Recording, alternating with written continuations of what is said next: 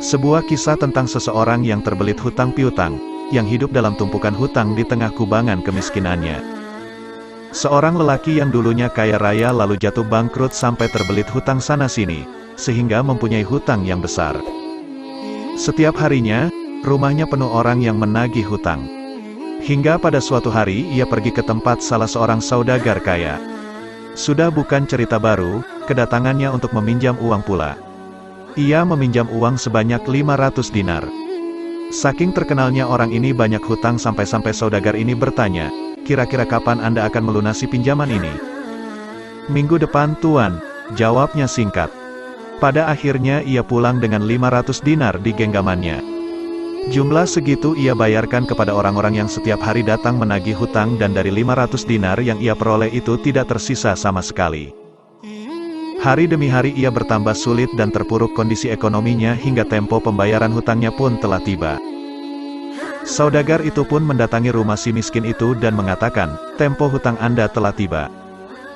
Dengan suara lirih dia menjawab, "Demi Allah saya sedang tak berhasil mendapatkan apa-apa untuk membayar, sungguh saya terus berusaha untuk melunasi." Saudagar merasa geram kepada si miskin dan mengadukannya ke pengadilan, dan membawanya ke hakim. Setibanya di pengadilan, si hakim bertanya, "Mengapa Anda tidak membayar hutang Anda?" Lagi-lagi si miskin menjawab, "Demi Allah saya tak punya apa-apa Tuan." Karena merasa ini adalah kesalahan si miskin, maka hakim memvonisnya dengan hukuman penjara sampai ia melunasi hutangnya.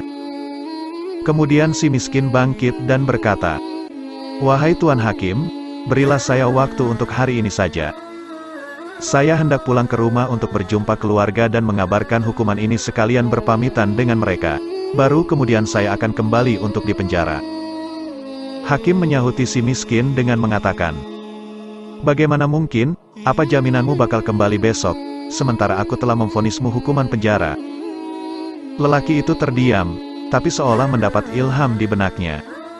"Rasulullah jaminanku, wahai Tuan Hakim, bersaksilah untukku jika besok aku tidak kembali maka aku bukanlah termasuk umat Rasulullah." Si hakim tersentak diam dan tersentuh hatinya, ia sadar betapa agungnya Rasulullah. Kemudian si hakim menunda hukuman penjara untuknya hingga esok. Sesampainya di rumah, si miskin mengabarkan kondisinya kepada istrinya bahwa esok akan dipenjara. Lalu istrinya bertanya, "Wahai suamiku, lantas mengapa sekarang engkau bebas?" "Aku menaruh nama Rasulullah sebagai jaminanku," begitu jawab suaminya. Mata istrinya pun berkaca-kaca dan air matanya menetes sembari berkata pada suaminya, "Selama Rasulullah masih menjadi jaminan bagimu, maka mari kita bersalawat." Dan mereka pun bersalawat kepada Rasulullah dengan rasa cinta yang dalam. Sampai akhirnya mereka tertidur, dalam tidurnya mereka mimpi melihat Rasulullah.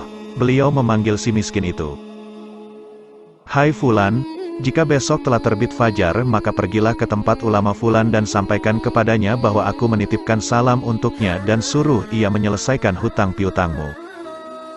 Jika ulama itu tidak percaya sampaikan dua bukti ini."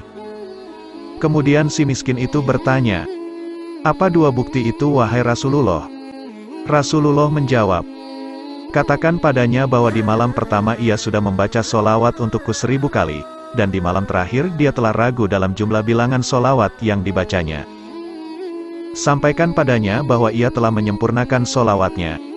Seketika si miskin terbangun dan terkejut. Tanpa ragu pada pagi harinya ia pergi menuju si ulama Fulan dan berjumpa dengannya. Tanpa buang waktu si miskin menyampaikan apa yang ia lihat dalam mimpinya. "Wahai Tuan Ulama, Rasulullah telah menitipkan salam untuk Anda dan meminta Anda agar menyelesaikan hutang piutangku." Sang ulama bertanya, "Apa bukti dari kebenaran mimpimu itu tentang yang Anda sampaikan?"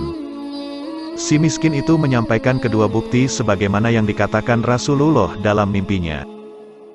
"Di malam pertama Anda telah bersalawat kepada Rasulullah sebanyak 1000 kali, dan di malam terakhir Anda telah ragu dengan jumlah bilangan solawat yang telah Anda baca. Rasulullah mengatakan bahwa hitungan solawat Anda telah sempurna, dan solawat Anda telah diterima oleh Rasulullah."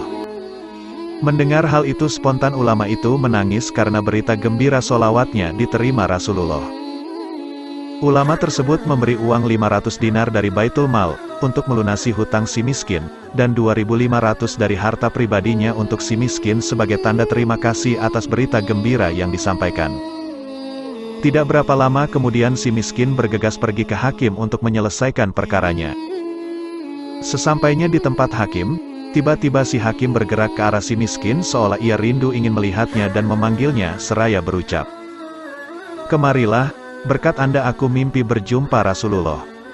Rasulullah telah berpesan kepadaku bahwa jika aku menyelesaikan hutangmu maka kelak Rasulullah akan menyelesaikan perkaraku di akhirat.